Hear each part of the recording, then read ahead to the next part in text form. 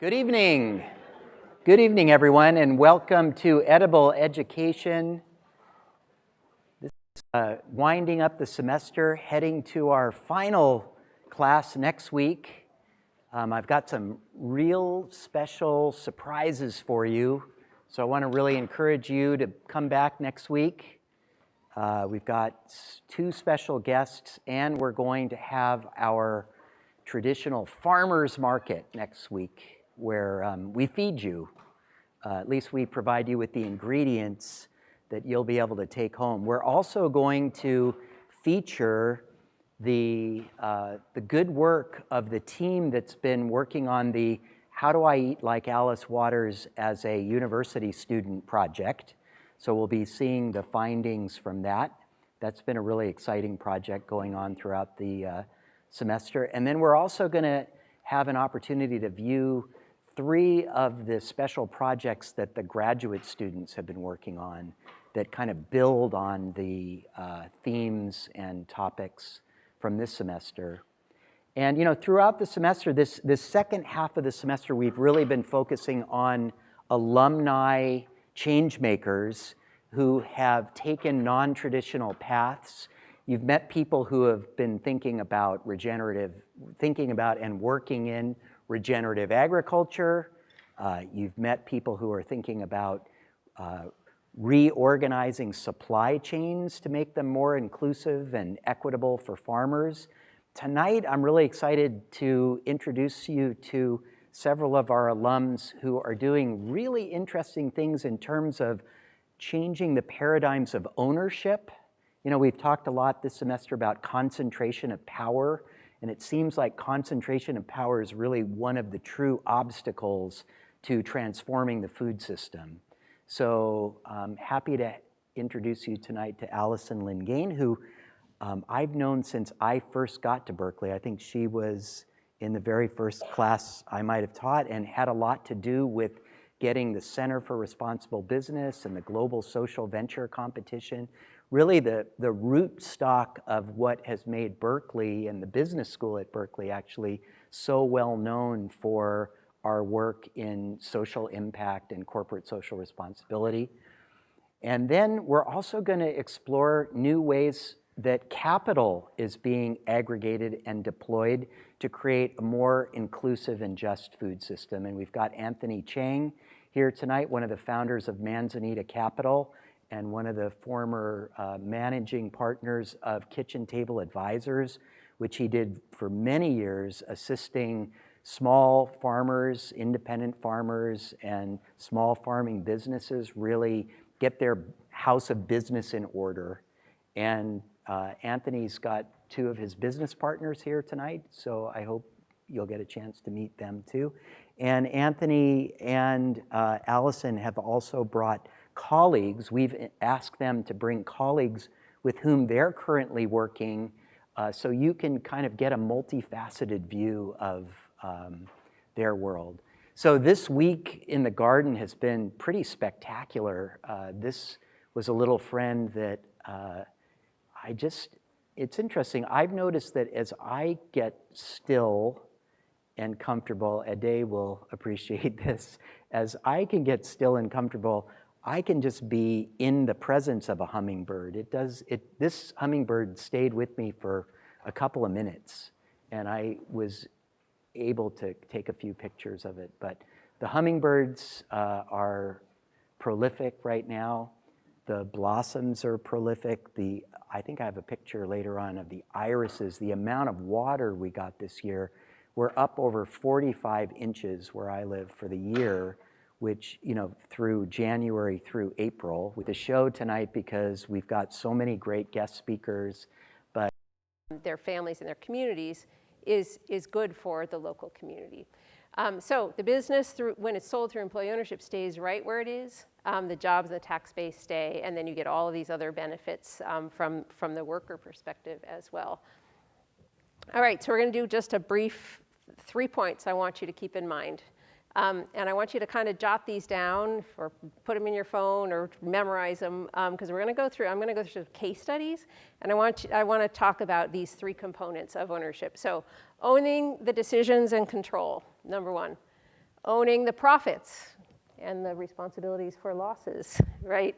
And then owning the value of the assets. So if we can break ownership down into those three things, we can think about how this really matters in local food systems. Okay, so this is a client of ours, a slice of New York. There are 2 pizzerias. If you are ever in the South Bay, you have to go. The food is to die for. So they transitioned to become a worker co-op, over $500,000 to their 30 employees in the first 2 years in profit. So what is that? You know, in terms of those 3 things that I asked you to jot down. It's profit, right? So it's profit. This is building of the wage scale. They're in Silicon Valley, so in a very, very expensive place to live. Very, very meaningful. Okay, now this is Niles Pie Company, the woman pictured here. She was on the founding worker-owner group at Niles Pie. Name is Sarah Vega. She happens to be a single mom. And she shared that her very first profit-sharing check, which was $9,000, was the largest check that she had ever received. And she sat down with her then 11-year-old son, and they had a conversation about what they were going to do with this now first ever nest egg that they had as a family. So what's the influence of that? You're a quiet group.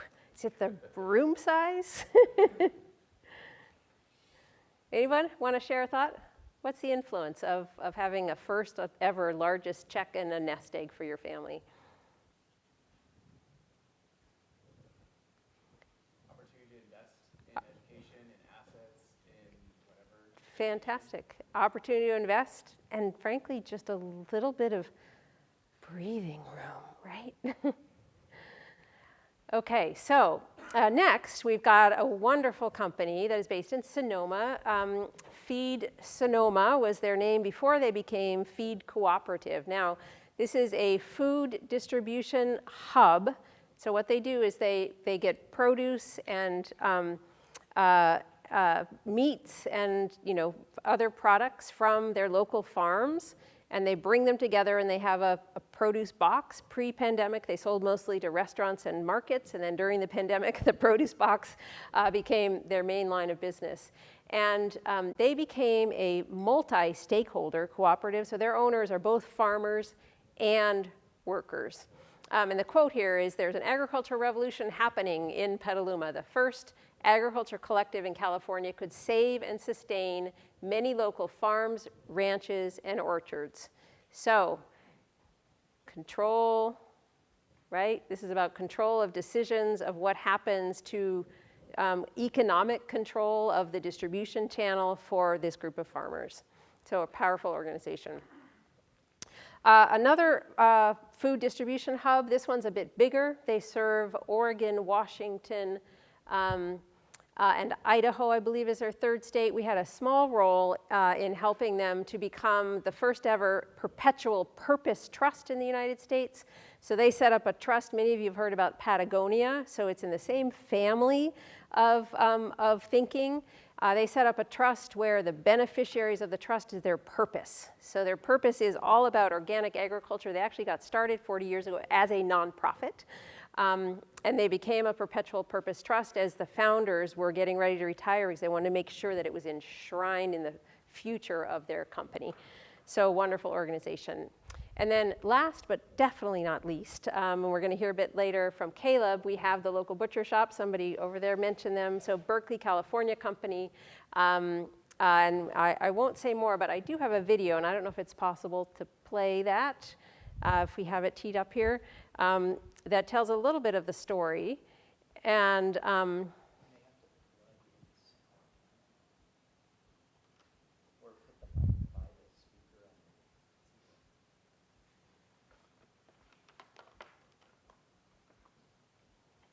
you got it?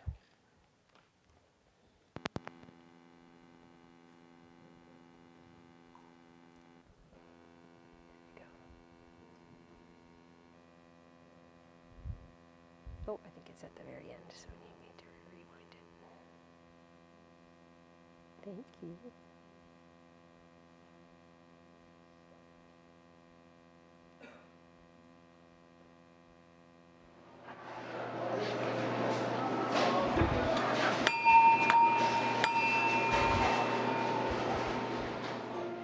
We founded the local butcher shop in 2011, and the local butcher shop is really here to service our local community with meat that is good for you and good for the planet.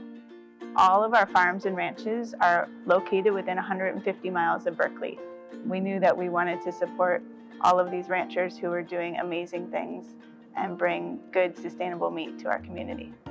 Over time, we've been able to build a really great crew who's responsible and really enjoys and loves what they do and has just as much respect in the product as we do.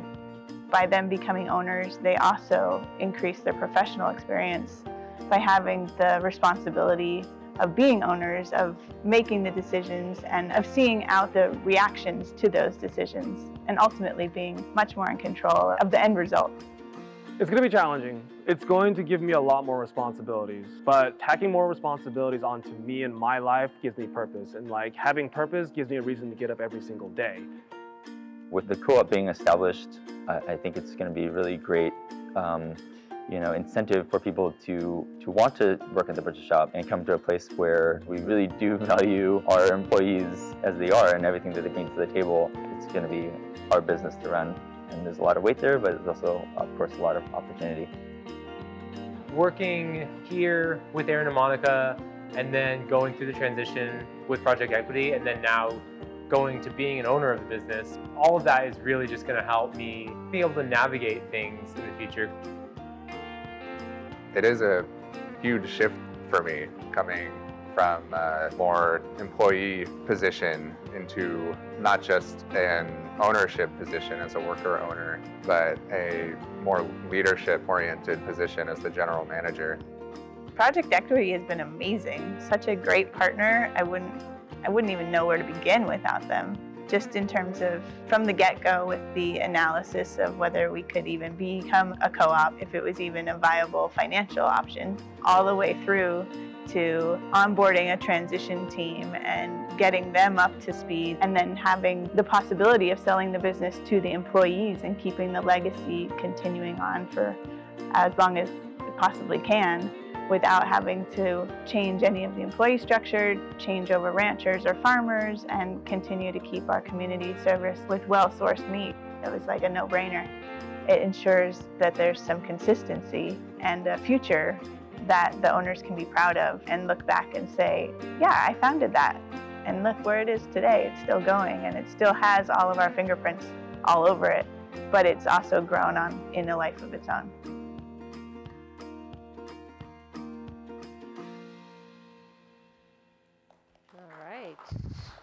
So we'll hear more about the local butcher in just a second. If we could just bring up my last slide with my contact information. So that you have my contact information, and I do also want to let folks know that I know that it's a summer intern time period, so if any of you all are interested, please don't hesitate to contact me. Well, that's a good one.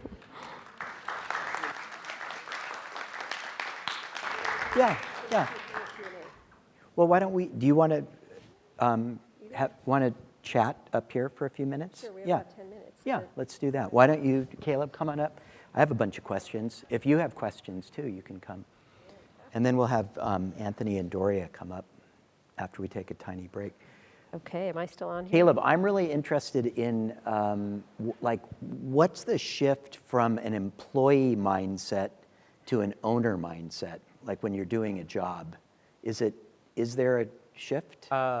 Yeah, luckily for us, Aaron and Monica were incredible owners to begin with. So they basically ran the shop as though it was a co-op from the beginning. They've always believed in full transparency with the customers, their employees, everything. So in that part, it was easy. It wasn't too much of a change, mostly just kind of having to navigate things without them, things that you normally fall back on the owners for. It's like, well, now you're doing it yourself, figure it out.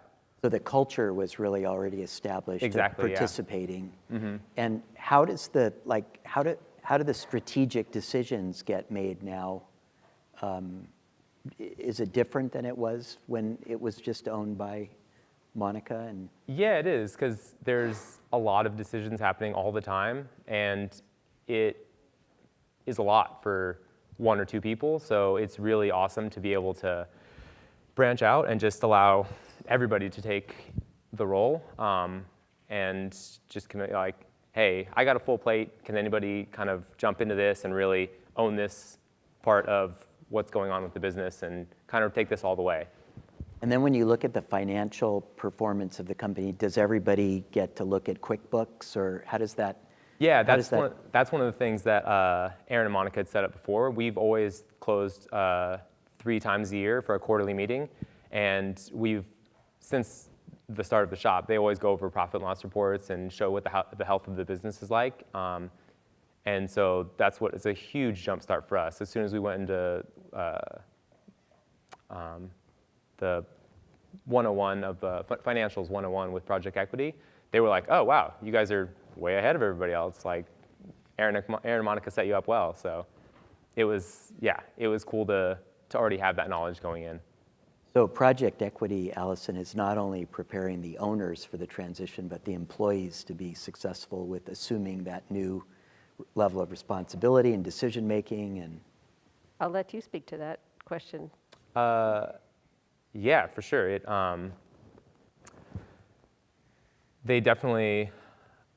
It was crazy. Like, we had no clue what we were in for when we started, and Project Equity is really great at walking you along and not putting words in your mouth or setting the path for you. They're like, these are the decisions you have to make. And then we're like, but what do we do about this? And they're like, I don't know. That's the decision you have to make. And so it's great to have that outline, but to have somebody force you to build the greater foundations on your own. And Alison, just going back 20-something years when you were getting your MBA here, what sort of influenced and informed your path? I mean, you could have chosen to do any number of things. And you've been doing this for quite a while. Yeah, we just had our 9th birthday on April Fool's Day, which is an appropriate birthday for an organization such as ours. But so prior to coming to Haas, I was actually explaining, I ran an urban farm that was a job training program, working mostly with high school students. So for me, the through line has always been about opportunity. Like, how are we unlocking past opportunity? I didn't quite feel like job training was doing it because so many job training programs are training in poverty level jobs, and I didn't quite understand like how that's changing things significantly. I spent about 15 years after business school in executive roles in mostly education companies, really thinking, okay, well, if we can scale some access to education issues, but I just kept get back to, if poverty is getting in the way, it's throwing you curveballs left and right. If you're living in an over-policed community, right, you're getting curveballs thrown at you left and right. Like, it comes down to that pathway to opportunity, the financial stability, the control of your own destiny and your own future. And then I was just randomly introduced to my co-founder, Hillary Abel, and that was when I learned about employee ownership, and this big light bulb went off. We don't call that randomly, we call that serendipity. Serendipitous, yes. Thank you. I should use that word, serendipity. And big light bulb went off, and I asked the question, well, why didn't I learn this at Haas? Why isn't this a part of the curriculum? Because we know the data shows build stronger businesses. Why isn't this a strategy that business schools are utilizing? And then I, for better or for worse, have an entrepreneurial a flaw. So when I see I see a problem or a potential solution, I want to jump and do something about it. So the question became, well, why isn't this something everybody knows about, given its deep impact for the employees, for the businesses, and for the communities? And what can we do about it? How do we make this something that's normal and self-generating? And that was the genesis of Project Equity. We started probably 12 years ago having that conversation. Well, last fall, Marion Nessel came to campus, and she gave a talk at the School of Public Health, which I went to, and I sat next to Leah Fernald, who was one of your classmates at Haas. And she and I went for a walk, and she said, "Have you been in touch with Alison?" And I said, "No, I hadn't caught up with what you were doing." And then I looked up what you were doing. And I've just been so intrigued with this area of new forms of ownership, governance, capital formation, that when we were planning this year's Edible Ed, I thought, let's do a class focused on that. And one thing led to another, so our conversation led to this class, and then I connected with Chris Madsen, who's one of Leah's colleagues at School of Public Health, too. And so Dr. Madsen, who guest taught this class this semester, she and I have just created a new course for the fall, which we're calling Systems Change for a Small Planet, to focus the whole semester on these topics. And so to get into the purpose trusts and the circular economy and donut economics. And so for any of you grad students that will be here in the fall, please consider that an invitation. You've got a question. Nice to see you. Yeah, nice to see you. Hi, Alison. Thanks for being here today. I just wanted to say, first of all, I love the mission of your organization. I actually was a small business owner and started off as the employee and was granted status, equity status in the business, so very similar. So I was wondering, what is like the average amount of capital that's required for a worker to buy a portion of the business? Yeah, so how does what's the role of capital? How does it come? So really important question. And one of the things about these transitions is the employees do not bring the capital themselves. So as I often say, it does not require a rich uncle or a mattress full of cash. The business takes out a loan. And so essentially there's a debt capacity analysis on the business. How much loan can the business take out to pay back the acquisition of itself over, say, a 5-year period? And then the way to think about it is the employees are doing all the work to create the profit, and then that profit goes to pay back the loan to buy the business. And so the question of the amount of capital is it totally depends on the size of the business. Are you talking about a 20-person business or a 500-person business? You know, anything in between is going to be a great candidate for employee ownership. Depends on what the cash flow is for that business and what the sale price target is for the owner or owners. And if those two can line up, then it can be a really good candidate. The other issue is, where does the capital come from? And unfortunately, there's multiple forms of employee ownership. I won't bore you, but the examples we all threw out were mostly co-ops. There was an ESOP thrown in there, employee stock ownership plan. There's other forms called employee ownership trusts. But if you're a very large ESOP, say 10 million acquisition or cost or above, then you are likely to be able to get financing from one of the major banks. If you're any other size, and if you are any other form of employee ownership, you can forget going into a bank. And so because of that, we have actually had to raise capital ourselves. So we have 2 financing initiatives. We've raised almost $10 million in capital to finance the transactions for the ones that are not able to do it through banks. And then we're working on some policy changes to address the bigger issues. Thank you so much. Are you able to work with CDFIs, Community Development Financial Institutions? We do work with community development financial institutions, and even those, it's a challenge. So we have a great partnership here in California with Community Vision, which is Northern California focused CDFI, that we've been able to work with them on a number of different transactions. So what other constraints are there? There's the capital constraint. Is there a supply and demand constraint, or there? Yeah, there's an awareness is the biggest. Awareness. Yeah. So that's you why need to create a movement. We're creating a movement. We have a national brand campaign we launched with some partners in the field.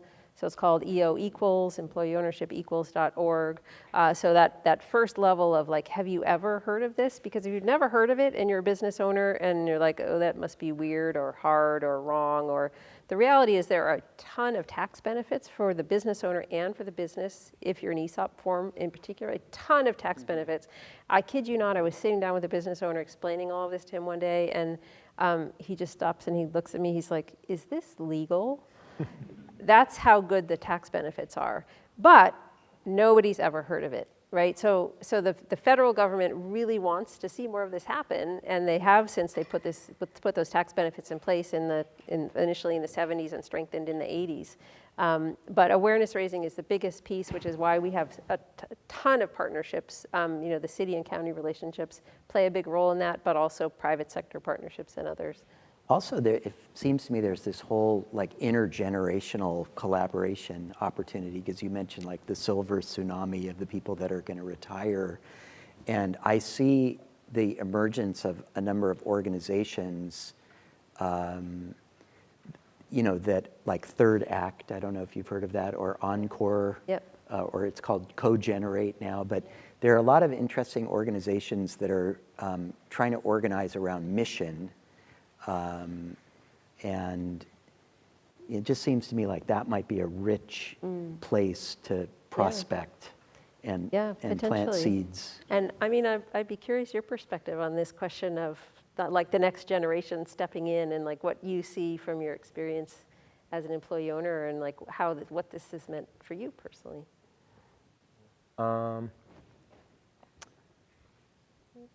Yeah, just hope that I would like to see more kind of training for like skilled artisan jobs that seems like it's a dying breed like ours, like butchery. You don't see butchery shops like ours anymore. And I look at people like my stepdad, who is one of the best electrical contractors that I've seen, and he doesn't have any employees, and it's because of different reasons, but it's like those skills are gonna die with him. And I'm like, I wish that there was more things like this so that those skills can be passed on down and keep going, so. Can you share a little bit about what you shared with me around, the jobs that you had before this, and kind of what that was like for you, and what's kept you at the local butcher shop? Yeah, I was a cook for 10 years before I worked at the butcher shop. I think was super essential to working at the job I currently have, because the kitchen really prepares you for everything we do there, because it's not just about selling somebody meat. People come in with questions of either wanting something really specific or not knowing what they want at all. And you have to be able to field all those questions and walk them through the process all the way. I'll sit down with the customer for 20 minutes and be like, all right, step one, salt your meat. And then take them all the way through from start to finish. And those are the skills that all of the butchers have to have coming in. You have to have that experience of working that line and cooking the same piece of meat so many times that you're just a master at it. And those are the type of things that, yeah, I really made it a lot easier to work at this job. Thank you. Does anyone else have a question for Caleb or Alison? Yeah. Maria, can you run down here? You have time? Dun, dun, dun, dun, dun, dun, dun, dun, dun. We like having you on camera, Maria. Thank you. And it's good exercise. Hi, Alison. Thank you so much for coming to talk. I'm a second year full-time MBA, and the other month, the law school had an event on employee ownership, and specifically related to California's seed grants, which helps underrepresented minorities create their own forms of employee-owned organizations. For example, like a car wash organization, or an org that is taking like people who are caring for folks at home together. Is that something that Project Equity has worked with at all, or has sort of engaged with? Yeah, so there's a distinction in sort of an employee ownership between a startup, employee-owned company, and what we call a transition. And so our focus at Project Equity is with the transition. So, local butcher shop was around 10 years. Oftentimes we're working with business owners who've been doing this for 30, 40 years, third generation family businesses where, it's made it through 3 generations. There just isn't a fourth ready to pick it up. So we don't, at our organization, focus on startups for a variety of reasons. We decided that we could be more impactful in terms of creating more employee ownership by not having to deal with the startup challenges, right? We know more than 50% of startups fail within the first X number of years. So we're talking about companies that already have figured out their business model. They've got a long history of positive cash flow. So for us, that's why we focus on transitions. Now, your question, though, about targeting certain demographics of workers, whether you're doing startup or transition, is a critically important piece of our work. Everything we do is very data-driven. So we have a data visualization just guru on our team, and she's created for us an interactive map that we use internally that drills down by the county level across the United States and looks at the concentration of 2 things. One being the business ownership by race, and then the other being industry concentration within that county, which we can correlate to the frontline workers that we're really targeting. And so we can look at those 2 together, and it helps us target the different geographies in the United States.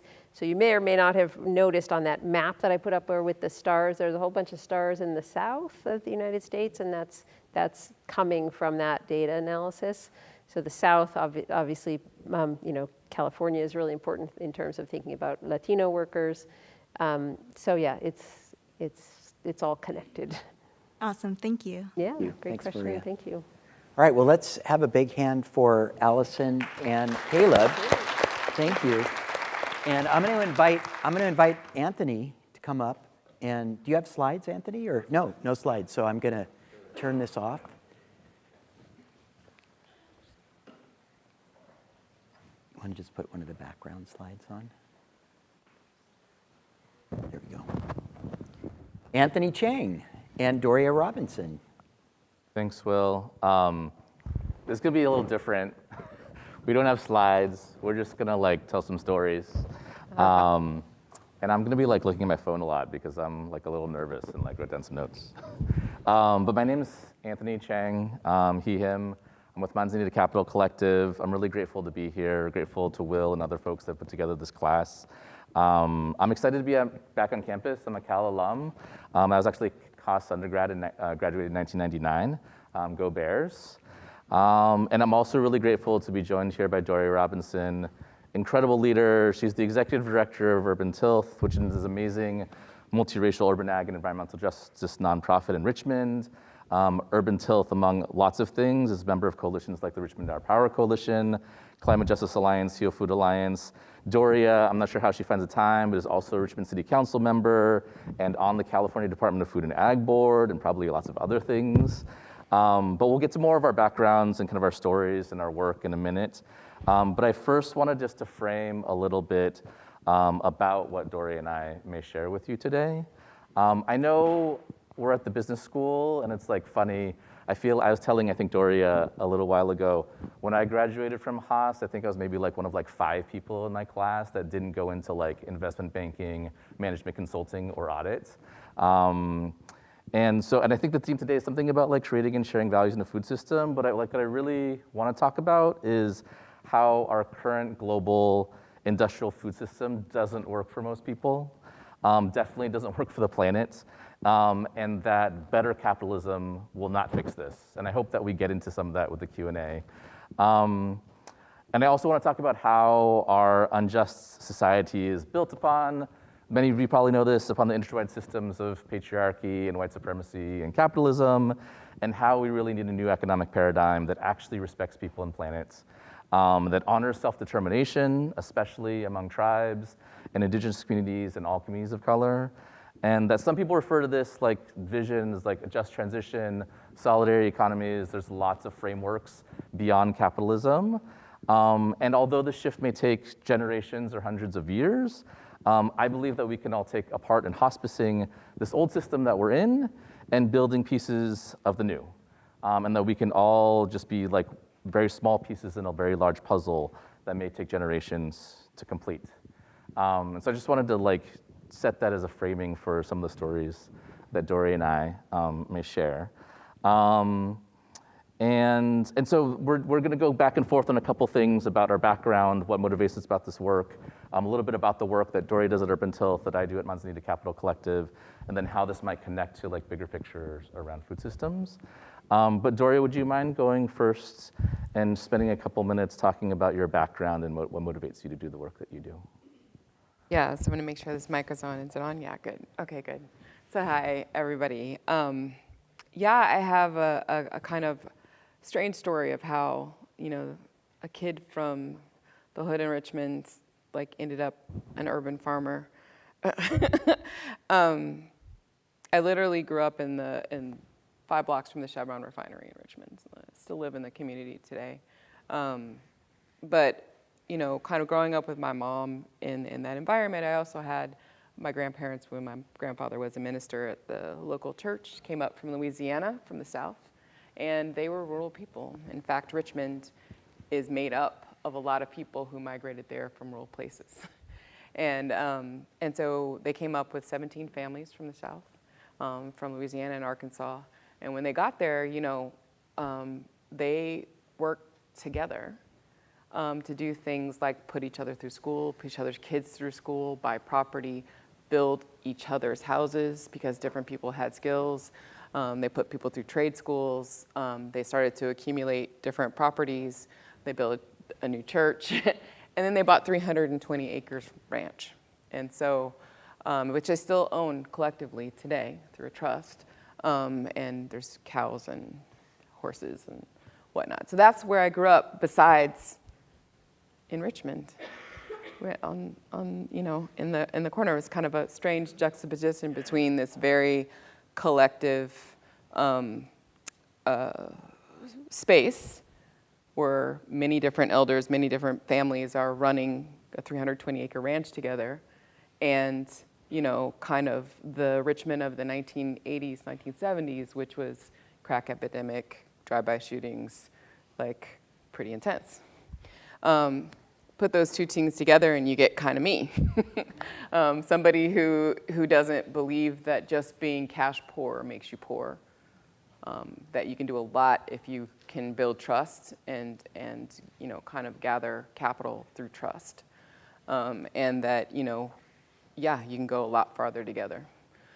So, I mean, I could get into the whole kind of urban tilth thing. So, you know, I actually went to Hampshire College in Massachusetts, worked on the organic farm there, and kind of came back, was involved with watershed restoration and daylighting creeks and whatnot, and moved back to Richmond to kind of do that, like try to create a little bit of life in the middle of the city, and got involved as a volunteer with a guy with a crazy vision that you can take, you know, blighted spaces in the middle of an urban area and create gardens, you know, because Richmond has a few things wrong with it, a lot of things wrong with it, but a few particular things. You know, people need jobs. There's a lot of vacant, at that time, a lot of vacant lots. and there wasn't a lot of food. There still isn't a lot of healthy food.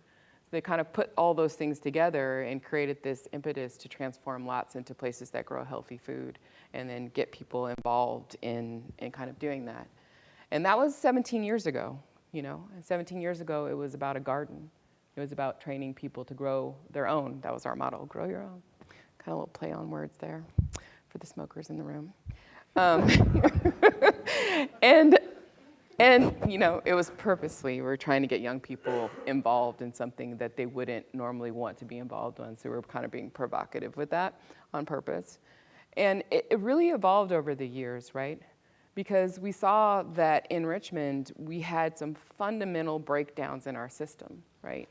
And those fundamental breakdowns in our system, at first you come at it, you think about, oh, the refinery is environmental injustice. Oh, you know, we don't have jobs. Oh, you know, like the best thing we can do is work at Target or Taco Bell.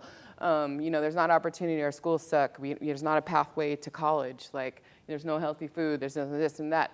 And you see all these things and you think about injustice, injustice, injustice, but then what you really boil down after all these years is economy. Economy, economy. This economy is broken. It doesn't include all the people. Maybe that's purposeful, but we're gonna reject that, you know? And so we actually started to think about what we were doing in the form of economy. How do we take care of our home? How do we take care of our home? And so we started to kind of evolve projects at Urban Tilth beyond the garden, wanting to really grow enough food to make it to people's plates, right? To make it to the dinner table, and to create opportunities, create jobs, and started to kind of scale up our practice. So I'm not going to go into all the details, but just kind of flash forward to today. You know, we run 7 different school and community gardens, urban farm that's now 10 acres. We just bought the next farm next door. We serve 400 families every week. We employ 56 people year round. 80% of those are people who grew up in the community of Richmond and San Pablo. Many of them are not on a college track, but learning all kinds of skills to run all of these micro businesses that are wrapped up into what Urban Tilth is, including a native plant nursery, water conservation services, green infrastructure services, watershed restoration services, as well as a whole combination of food distribution strategies, including like veggie prescriptions with local doctors and clinics. And now we also support 10 different small farmers that are within 100 miles of Richmond, helping us bring in and feed more people, act as kind of a hub. So from that, I'm going to pause and hand it back to Anthony. Thanks, Doria. Collective. But a little bit about my background. I'm the son of immigrant small business owners from China and Taiwan who came here with class privilege. I grew up in a wealthy white and Asian neighborhood with parents who believed in the myth of the American dream and pulling yourself up by your bootstraps. I absorbed that very American message around individualism. I thought I wanted to be an entrepreneur when I grew up. And when I was in college here at Berkeley and as a young adult, I was a believer in better capitalism. I read Paul Hawken's Ecology of Commerce and Will McDonough's Cradle to Cradle.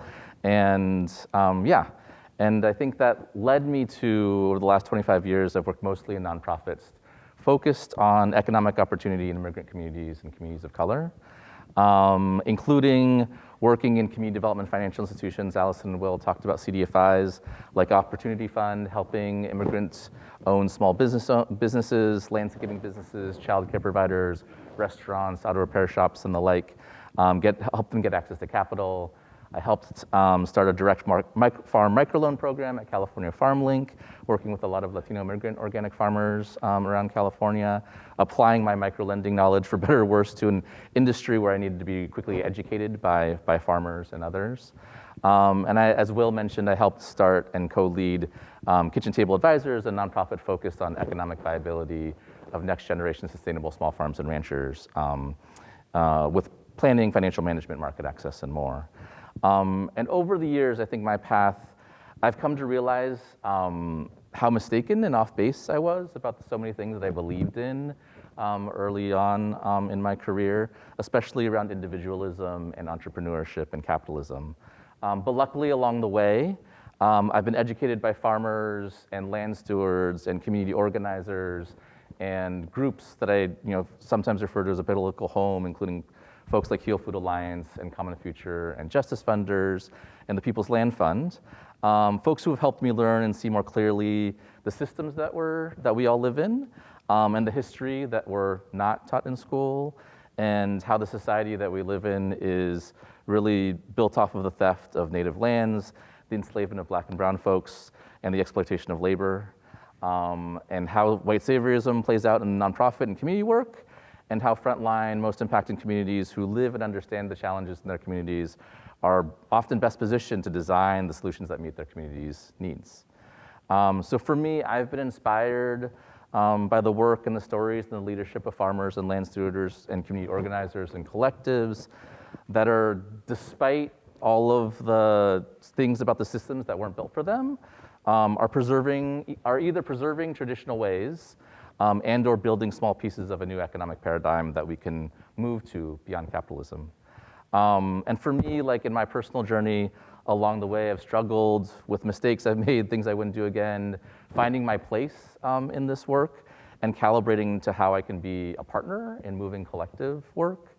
And as I continue to learn and make mistakes and listen and adjust how I approach things and engage with folks, yeah, I just wanted to share about kind of like that path that has gotten me here today. And where I am today is I'm like luckily joined by a couple of my brilliant colleagues, Ade Romero-Buenos and Mariela Cedeno, who are sitting right there.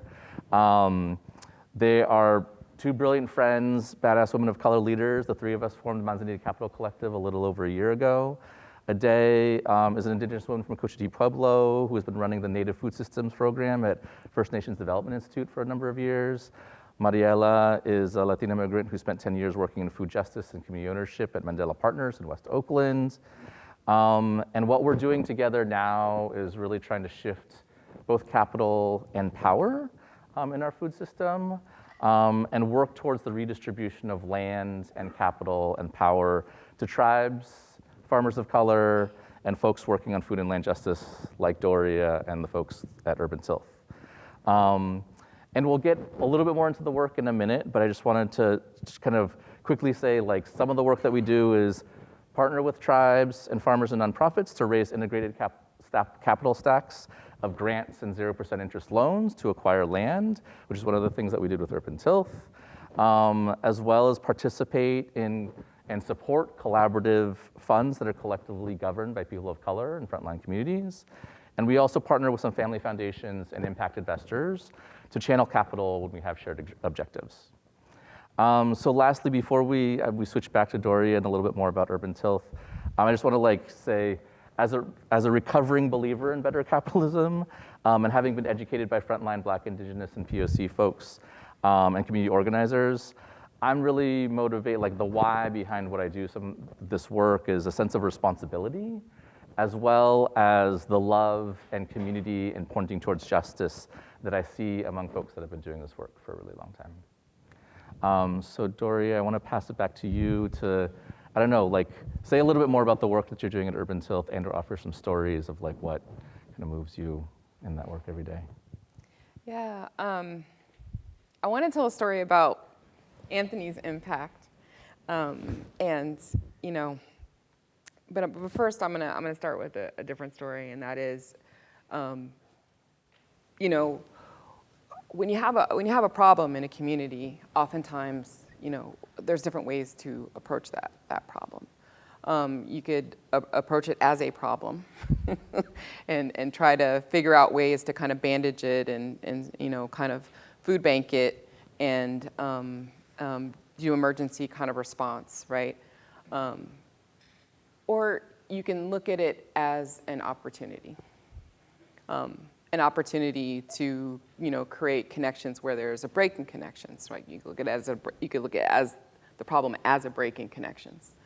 And I think that one of the things that I think is really powerful about the work that I feel like I get the opportunity to do with Urban Tilth is that I get to approach my community in that way. You know, so we have a problem. We don't have access to healthy food.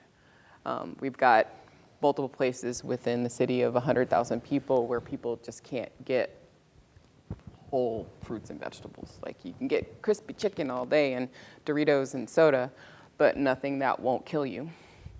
And so what is the opportunity? It doesn't seem like an opportunity, but it is an opportunity, right?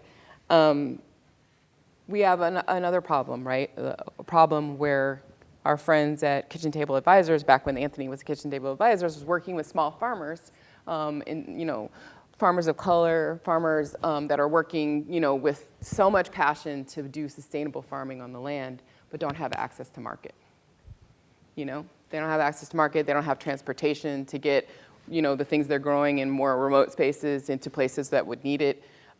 We need what they have, you know, and we don't have what they have, you know. We also have a lot of young people who don't have anything good to do. Like they're not going to college, You know, they'd rather not show up to the Taco Bell job or, you know, work at the warehouse at Amazon. It's really meaningless, soul-killing work. These are whole people, you know. And so what Urban Tilth has been doing is putting those things together, right? Like creating short supply chain distribution systems between people who don't have work and farmers who don't have market. And, you know, getting, you know, we have different strategies to get the funds to make that flow happen. Some of them include strategies like there are people in our community who actually have plenty of money. They went to UC Berkeley. They have great jobs, and they believe in justice, right? And they want healthy foods grown by small farmers who really care for the land. And they're actually willing to pay a little bit more for that food in order to make it accessible for somebody who can't afford it. So one of the things that we do is we purposely and openly charge some people more so that low-income people can have the same thing for a smaller price. It's how our CSA runs. So we're creating these kind of uncommon ways to approach economy. That's what I think of it as. To solve problems, you know, using, you know, the same ideas, distribution systems and whatnot. But what we're doing is we're including people who are excluded and having them play key roles in that economy. And that's one example. I think it becomes even more beautiful when, you know, we took a trip out to some of our farmers. We'd like to go out and hang out with them. And one of the farmers that we work with, she works with her daughters, her 3 daughters. And she tells this amazing story because she was a farm worker. And when she was a farm worker, she was working on conventional farms and she was getting really, really sick, being sprayed with the pesticides and whatnot, had all kinds of strange immune disease kind of problems, was to the point where she felt like she couldn't walk regularly. She was like really sick.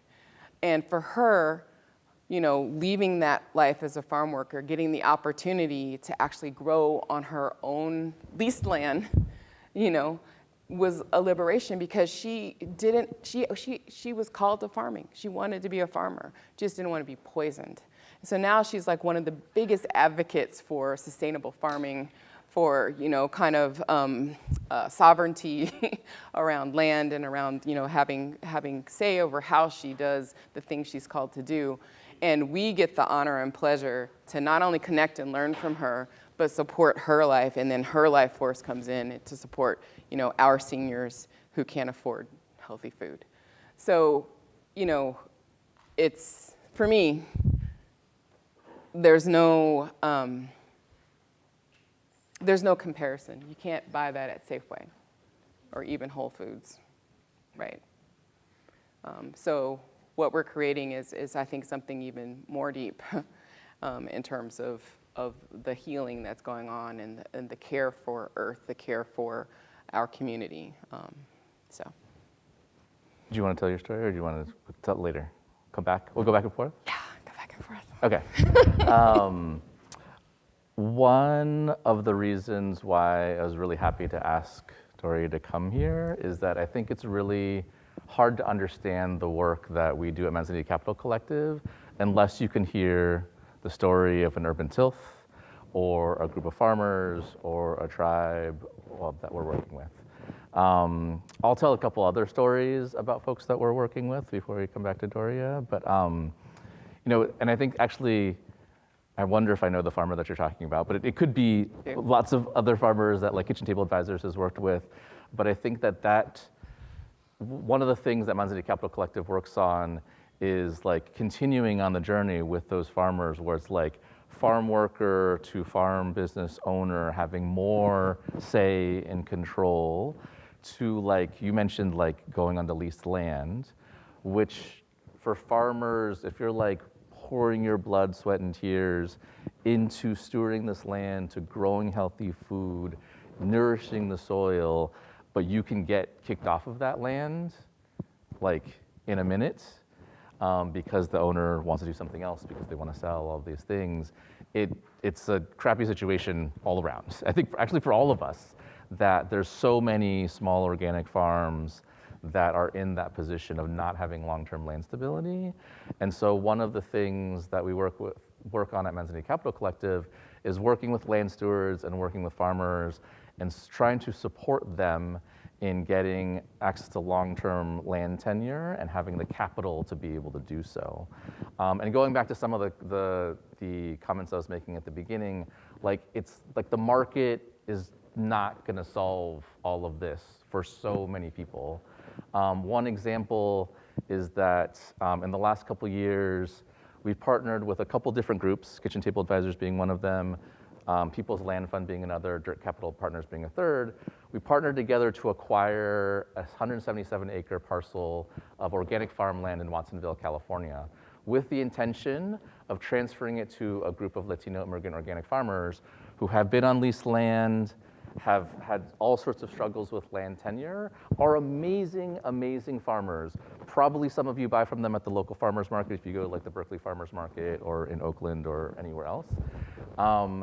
But without the long-term land tenure, it's really hard for their businesses, and like lack of access to capital, lack of networks to be able to buy these parcels of land. They're often too big, et cetera, et cetera. So we're, this collaborative, in order to make this work for folks, put together an integrated capital stack that included $3 million in equity, $6.5 million in mostly 0% interest loans, and $2 million in grants to be able to buy this land, and plus a conservation easement, we're gonna be able to sell the land to the farmers for $8 million.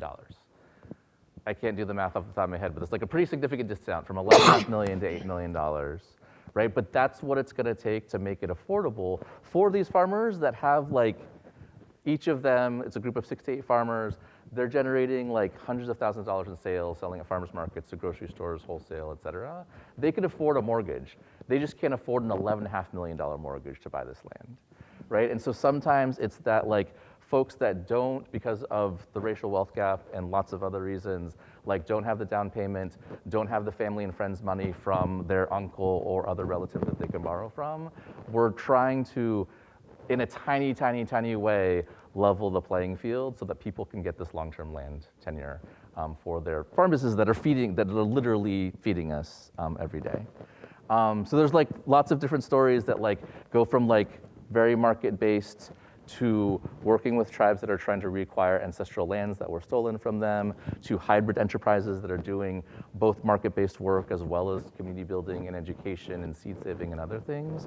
But this is the kind of work that we're trying to do, again, like where market systems, like capitalistic market systems, won't solve all the things, to feed us, to build community, to allow all people, as Doria said earlier, like all people to be able to thrive. And just kind of build on that, Anthony helped us by, helping us acquire the 7-acre parcel of land next to our farm. And, typically Urban Tilth has done all of our work on public land. Like that has been our approach because we're poor people. Sorry, I'm bumping my mic. We're poor people. Nobody has money within the collective of Urban Tilth. We don't come from money. We don't have money. There's no pool. There's no capital. And so we felt like what we really wanted to bring back was the commons, and that we're going to be working on the commons, doing the work for the public good, public land for the public good. That was the thought. And so that's kind of how we first started billing it. It allowed us to gain access to the primary capital of the land in order to start this transformative work.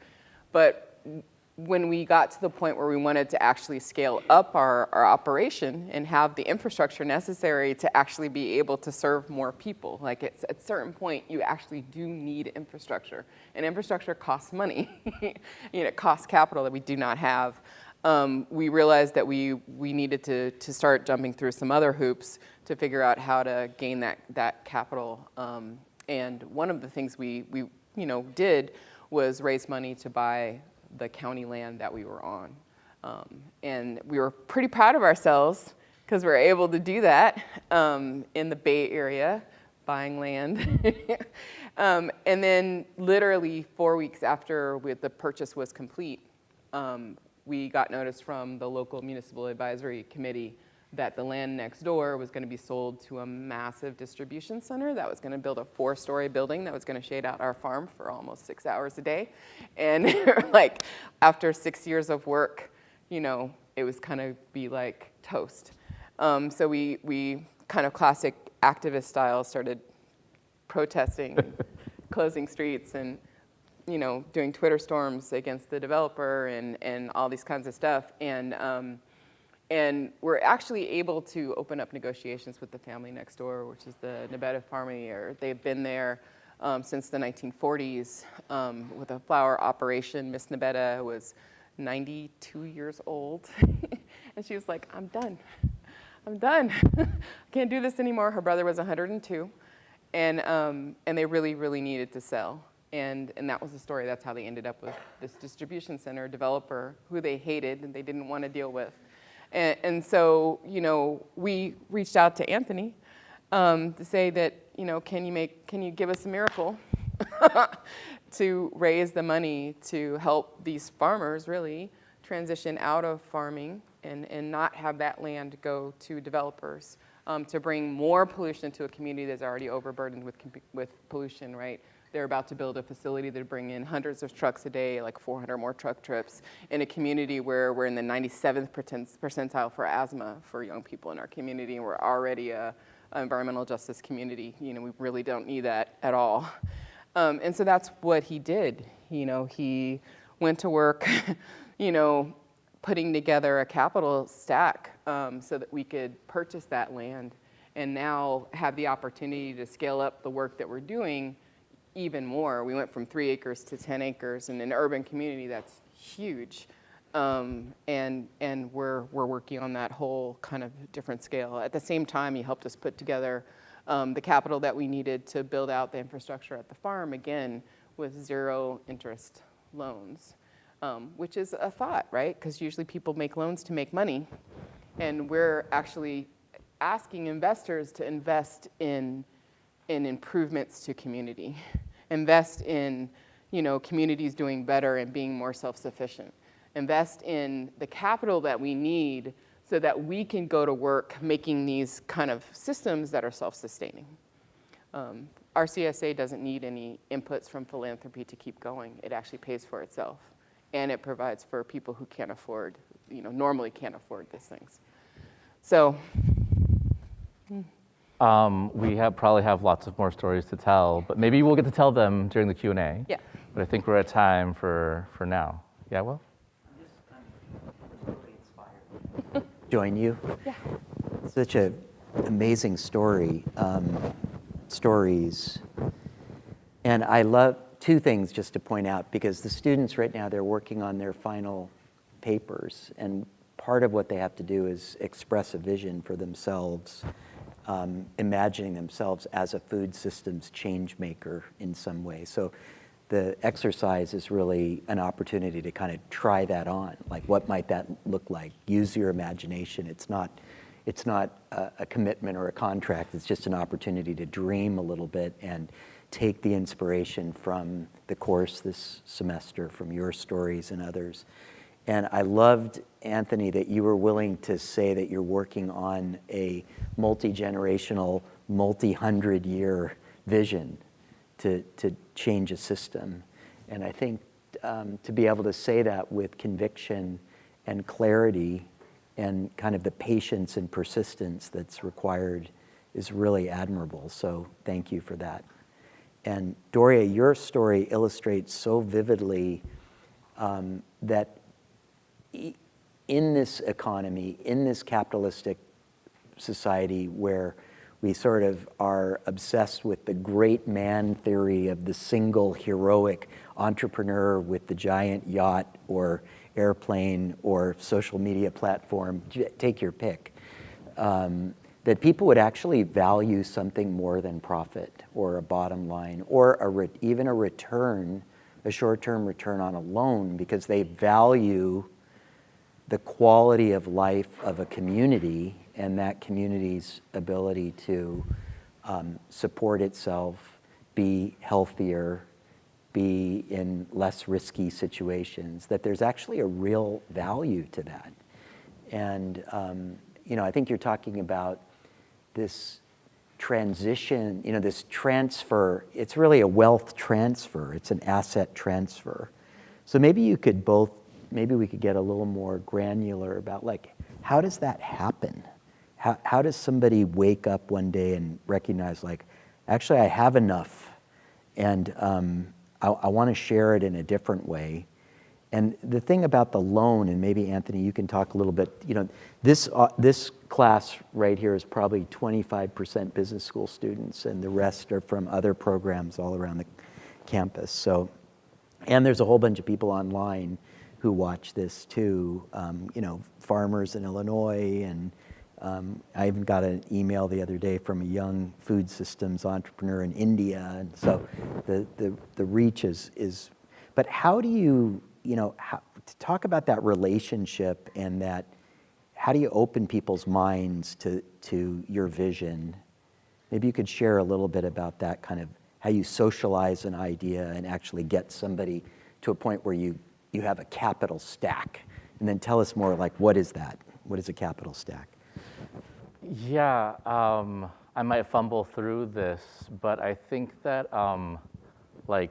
maybe, I don't know if this analogy will work, but like maybe if like life is a movie and we all play our roles, I feel like the stars of the movie are like Doria and the other 50 plus people at Urban Tilth, the farmers, the indigenous land stewards, and I feel like our role at Manzanita Capital Collective is like a supporting actor or actress role, where it is really, like the most effective ways to do the thing that you're asking about, Will, is for folks like Doria or the farmers themselves to talk to folks and tell the story and walk the land and really show kind of like what is happening, like what is the ROI, what is the return that's happening for our communities, for our planets.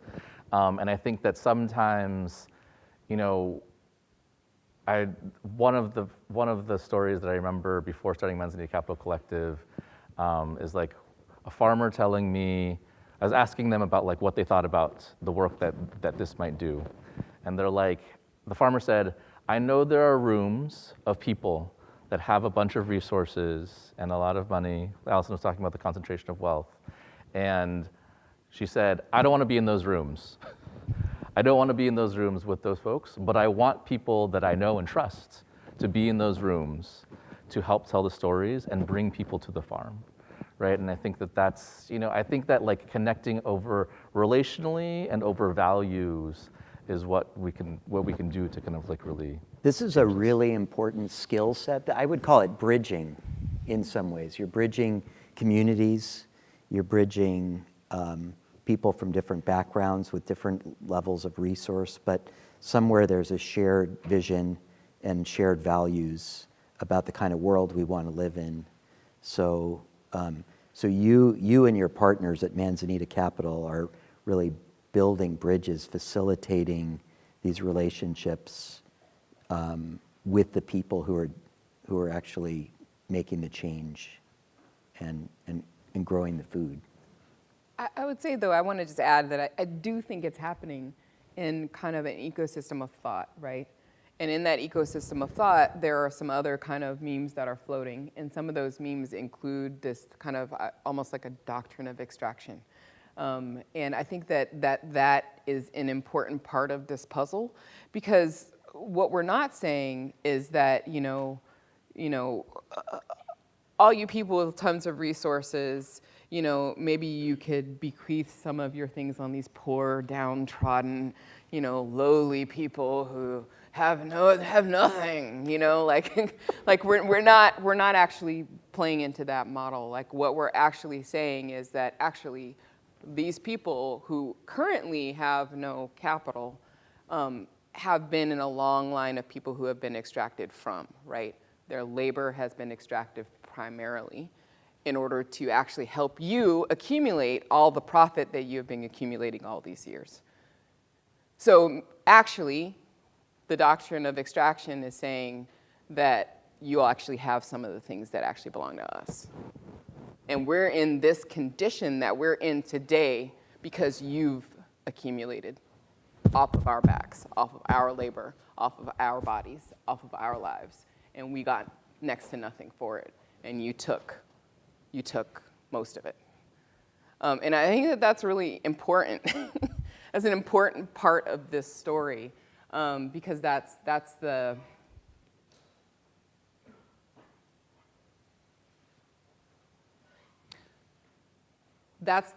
transformative part, right? That's the part where people start to think about other ways of owning, and maybe question the way that we have been doing things, and the deep societal problems it creates. Because those societal problems don't create themselves, right? They're not naturally occurring. Like, those are actually the direct result of accumulation. And I feel like that's an important part of this puzzle. So. Powerful. Thank you. Does anyone have a question for Doria or Anthony, please? Yeah, come. Could you mind coming down to the mic?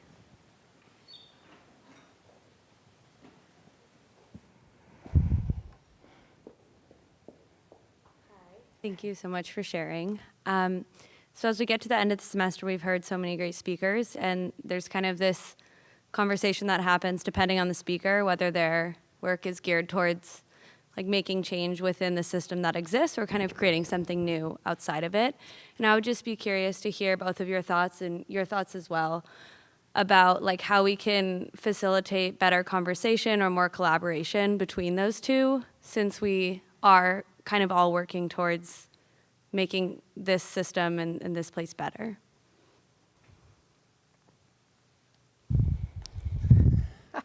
You want to go first? No.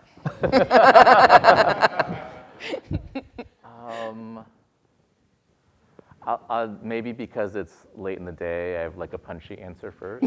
I like punchy. Do we need to do that? Like, I think at the essence of your question, please correct me if I got this wrong, is like kind of building the new while also trying to like reform the existing or make it better? Is that what you're asking, or something? Yeah, like some of the speakers are like, a lot of their work and energy is put towards like kind of this is how it is and we're operating within it, and how can we operate more efficiently or more kindly. And then there's other work being done that is, you know, this isn't working and let's step outside of it and make something new. And like how do we or do we not collaborate with those two kind of schools of thoughts? Yeah, I feel like for a number of years, I would have said like, cool, yeah, like we all have our own roles to play, and like some people do the former, some people do the latter. I feel more clear now about just doing the latter, about building the new.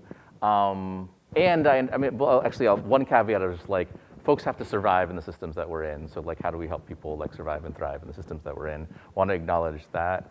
And at the same time, I feel like I think my perspective is informed by how much like trying to make things kinder, better, more efficient, et cetera, actually creates like this greenwashing, this false solution that will actually impede the building of the new. And so I've learned from folks that talk about like the hospicing of an old system in order to create the new, and not actually trying to like hang on to the old and make it better. I'm gonna be the bridge walker, like the line tower there. So recently, I've transitioned from a pure activist kind of approach, and you know, I'm on the CDFA. I'm one of the commissioners for the state of California for the Food and Ag Commission. You know, I'm the first urban agriculture person appointed to the Ag Commission by Gavin Newsom, and I sit on a committee that's going to define regenerative agriculture for the state of California. Like, I'm the chair, and that's weird. Congratulations. Why do I get the authority to actually, drive that conversation, which is pretty pivotal in terms of how resources are going to be distributed, like massive amounts of resources around that term, regenerative agriculture, right? I'm chair of that committee, little Doria from Richmond, So I feel like, and it's not easy to move in that space and to do anything radical at all. And it's like high play, and I feel like it's important for people to be there. I feel like I'm unsure exactly what the outcomes could be.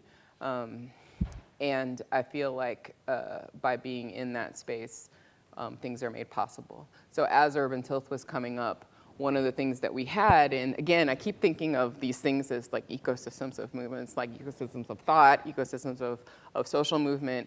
As we were growing up in a collective of a whole bunch of organizations, many organizations who were moving on the same front, in the same arena. Some of those organizations were political, right? The Richmond Progressive Alliance, kind of transforming politics in Richmond away from the Chevron refinery-controlled politicians to politicians that were more open-minded. So things like that we wanted to do, like use public land for the public good, were accepted. We never had to fight with our politicians to gain access to land. So working within the system, like I personally think it is extremely important to have allies within systems to open doors that make the new, that can stop the building of the new. Like you actually have to have both. So, me sitting as city council, as a city council member right now, it's not, I'm not the fairy godmother. I can't just make anything happen, but it's pretty pivotal position, and we can, create the kinds of influences that can open up access to more resources to make the kind of scalable change that radical movements, in my mind, can't make on their own. Radical movements on their own, with a little bit of capital that we have, can do little pilot things that people will point at and go, that won't ever make any real change. It's too small.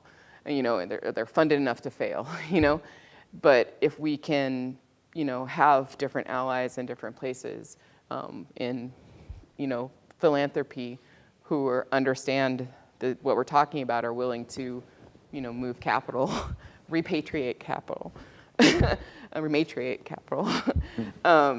If we have people in political situations who can change the rules, then, and we have people who are on the front lines figuring out the new models, telling a new story, then we can make that 100-year change. Thank you so much. Thank you, Doria. The skillful means you'll required to move that group of people, that political body, the state of California, I'm really eager to watch your journey and your learning experience in that. That's quite an opportunity and a call, really. So it's heartening. And Anthony, you used this term twice tonight, the hospicing of the current system. And it's interesting, my hospice, for those of you that don't know, it's a